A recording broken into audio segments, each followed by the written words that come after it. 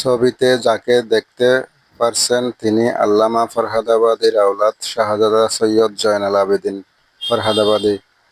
তৃতীয় তলার ছাদ থেকে পড়ে গিয়ে অলৌকিকভাবে বেঁচে যায়।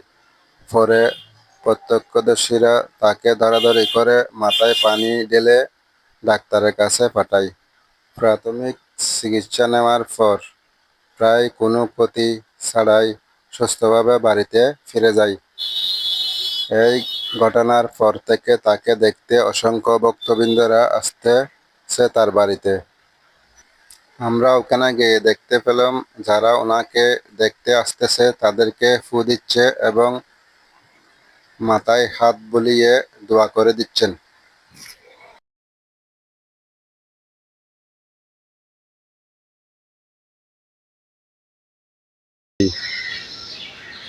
তিনতলার এক দুই তিনতলার ছাদ থেকে